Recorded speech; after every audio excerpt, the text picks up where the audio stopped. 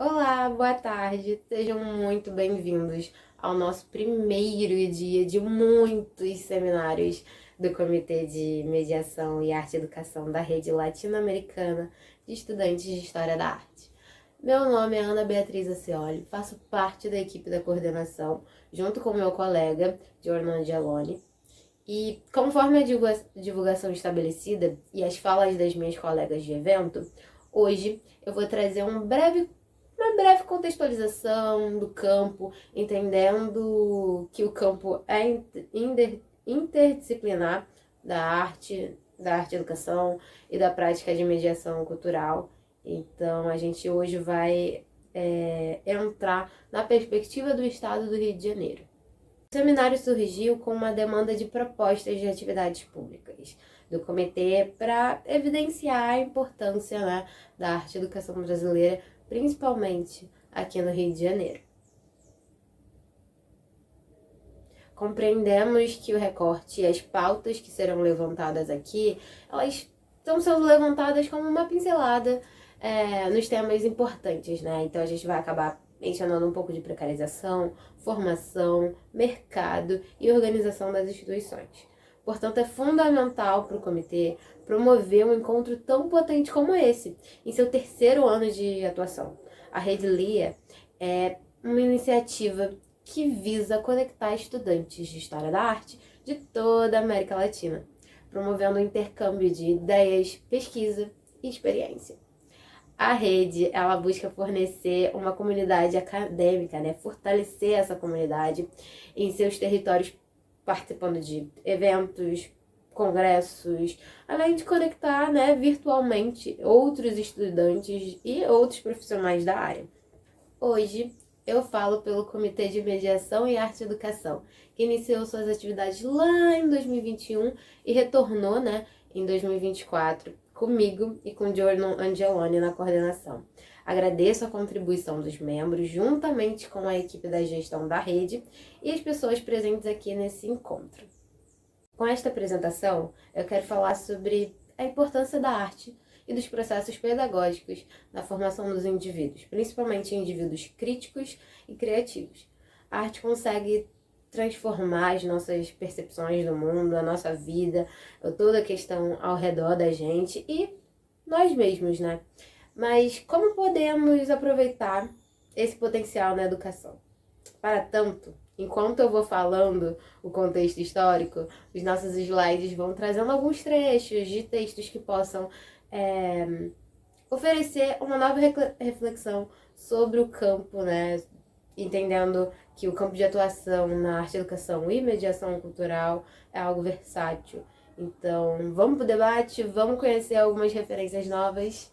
No Brasil, a arte e a educação têm uma história rica e diversa.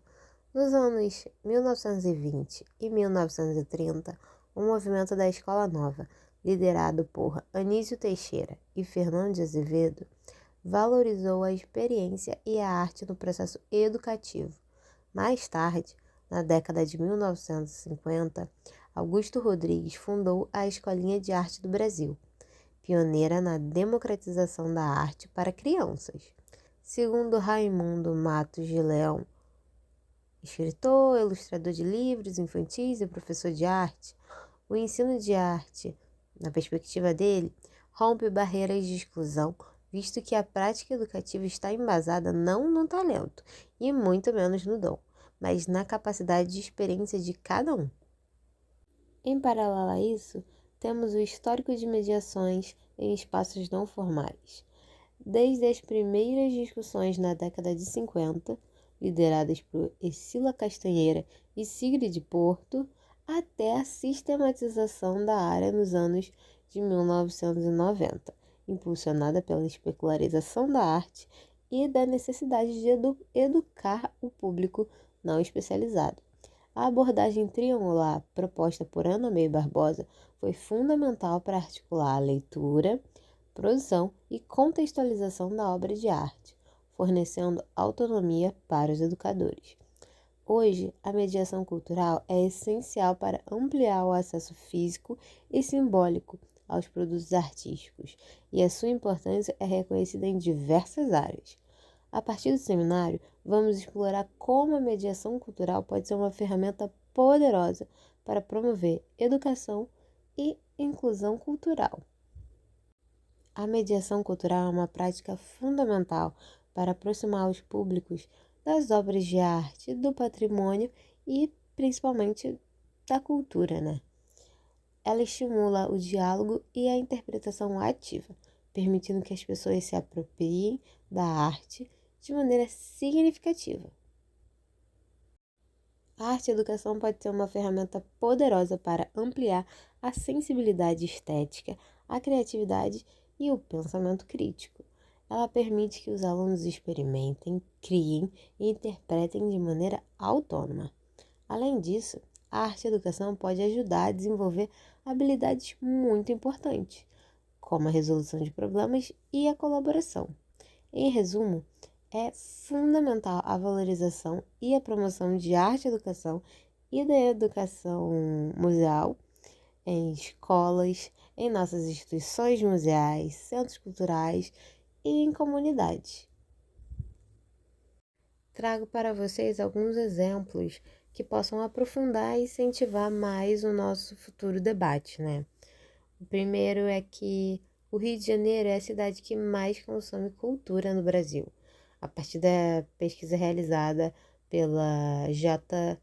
Leiva Cultura e Esporte, projeto Cultura nas Capitais.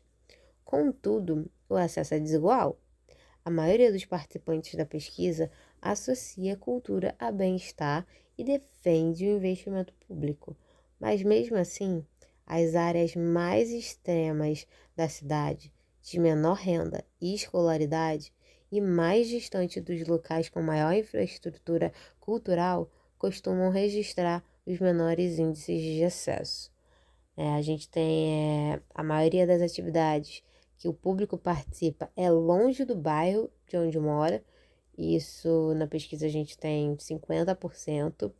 O acesso é pior nos extremos da Zona Oeste e da Zona Norte. A gente pode pensar questões de transporte, financeiro e segurança, violência policial e também questões de tráfico, né?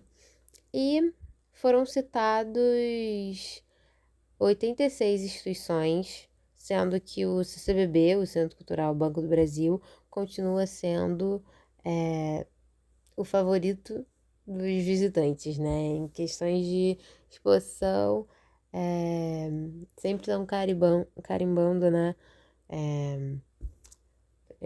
Como instituição de maior público e tal. Então, acho que é algo para a gente pensar muito, né? De quais instituições estão sendo o interesse do público e os motivos, né? E aí, logo em seguida, a gente tem um projeto de lei, né? Que torna obrigatório, né? A disciplina de arte em todos os segmentos, né? Principalmente a educação básica, reforçando a centralidade da educação, né? Na questão formal, né? A centralidade da arte e educação na formação escolar. Além disso, a gente tem mais uma lei, né? A Lei de Diretrizes e Bases da Educação, que garante o ensino de arte como parte do currículo, enfatizando a liberdade de aprender e ensinar cultura e arte. De referências teórico-práticas, a gente tem alguns autores, né? A gente tem Paulo Freire, que é o nosso educador e filósofo referente à educação como prática de liberdade, diálogo e conscientização. Ana Maria Barbosa, a nossa grande referência da arte e educação no Brasil, sendo criadora da proposta triangular, né, que eu mencionei brevemente no início, que era produção, leitura de imagens e contextualização, amplamente aplicada em escolas e museus por todo o Brasil e, quiçá, fora também. Eu não irei aprofundar a sua história e teoria hoje, mas eu quero convidá-los, né, a participar do encontro de amanhã, do dia 4 de outubro. será um prazer ter vocês conosco para ouvir a fala inspiradora da Paténope, idealizadora do seminário e membra do comitê. Vamos aproveitar essa oportunidade para discutir e refletir a importância da Ana May em nossas vidas, né? Então, acho que vai ser super legal a presença de vocês amanhã. Então, vale o convite para retornar, né? A gente também tem o Anísio Teixeira, o jurista, né? Ele foi um educador central na história da educação no Brasil, que tinha como princípio a ênfase no desenvolvimento do sistema educacional da Bahia e do Rio de Janeiro, em defesa do ensino público, gratuito, laico e obrigatório. A gente tem também o Fernando de Azevedo, que a gente também mencionou no início do nosso encontro. O sociólogo, ele era defensor de uma educação pública, gratuita, laica, em todos os seus níveis, considerando um dever do Estado e um direito do cidadão, né? E temos os outros 3 últimos que também foram mencionados anteriormente, né? Que é a Ercila Castanheira Brandão, que é a professora e museóloga, né? Que lecionou na Escola de Belas Artes, trabalhou no Museu Histórico Nacional, no Museu Nacional de Belas Artes e no Museu da República, atuando na valorização do acervo, pesquisa e restauração de exposição. Temos a Sigrid, né, que foi chefe da seção de pesquisa e assistência pedagógica museográfica da Divisão de Atividades Educacionais e Culturais do Museu Histórico Nacional, com uma carreira vasta voltada para a consolidação da função educativa dos museus, com ênfase no atendimento do público infantil por meio de estratégias de execução, né, nos museus dos princípios da escola ativa. E, por último, o Augusto Rodrigues, né, o pintor, enfim, multiartista, fundador da Escolinha de Arte do Brasil, um projeto cuja experiência da educação infantil era o foco central, isto é, incentivar crianças a expressarem livremente através da arte. Para ampliar o nosso repertório de projetos e ações locais, aqui a gente também tem alguns exemplos de mobilizações presentes no Rio de Janeiro. Primeiro exemplo é o Instituto Casa, que é voltado à arte, educação e justiça social na favela do Aço, que Casa significa coletivo artístico sustentável alternativo, né? O Instituto surgiu em 2012, idealizado por um grupo de jovens universitários da EBA, a Escola de Belas Artes da Universidade Federal do Rio de Janeiro, e atualmente é atualmente composto por artistas, arte-educadores, professores, profissionais da saúde e estudantes de diversas áreas que residem na cidade, em sua maioria, né, o subúrbio e a periferia. Logo em seguida, a gente tem a Casa Amarela Providência, que é do Morro da Providência, na zona central do Rio, fundada em 2009, oferecendo atividades educativas, artísticas e culturais, além de curso, treinamentos profissionais, construção de conhecimento, baseado em evidências científicas, né? E compartilhamento de saberes e resultados de trabalhos de pesquisas, incentivando a apreciação territorial e da cultura local. Isso é muito bom. Esses 2 espaços são sensacionais. E o terceiro também é muito incrível, que é o Aula de Boa, tendo origem em Nova Iguaçu, né, um outro município do estado do Rio de Janeiro, especificamente no bairro de Boa Esperança. Ele foi idealizado, né, pelo Robinei Bonifácio. É um projeto de arte educativa gratuito, que nasceu na Baixada Fluminense. Então, aquilo que eu falei de atividades fora do eixo central e zona sul do Rio de Janeiro é uma questão muito grande porque envolve segurança, envolve financeiro, envolve também repertório, espaços, mas isso não diminui. Há uma movimentação, há um olhar, né? Está tendo um olhar maior e uma movimentação maior para ações fora desse eixo central Zona Sul.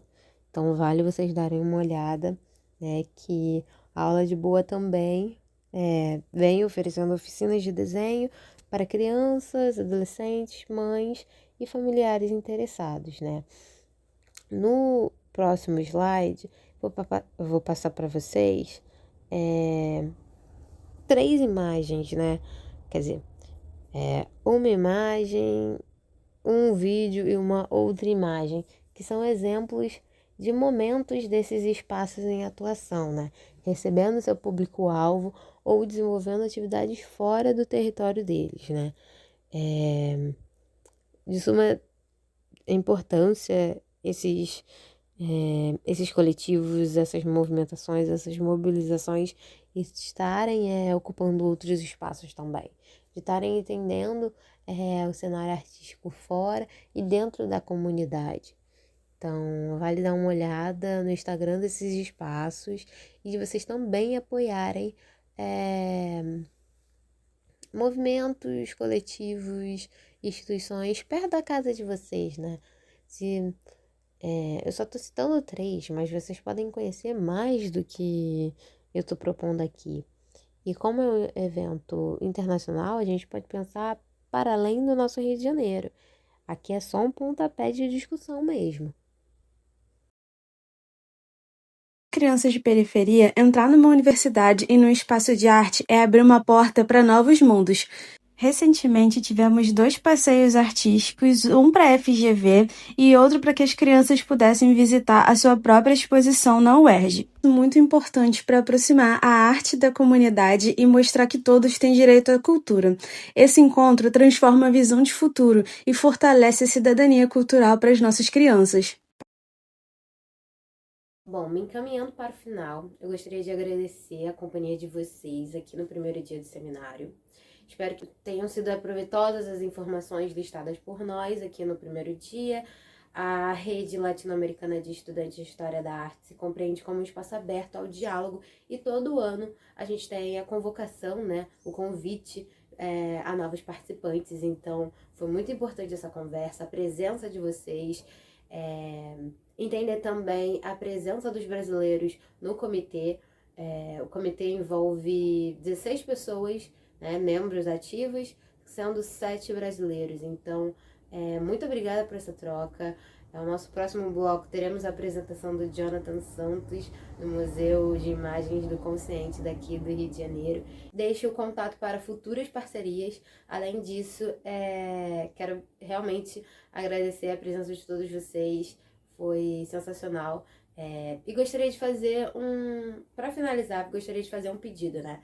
Pensem em uma experiência marcante para vocês, que vocês tiveram com a arte, né? Pode ser em um coletivo, pode ser individual, pode ser em um museu, pode ser uma escola. Deixa aqui no chat para a gente ir trocando no nosso debate. Acho que pode ser um momento de reflexão sobre as nossas experiências e vivências com a arte, tanto no quesito formal, tanto no quesito não formal.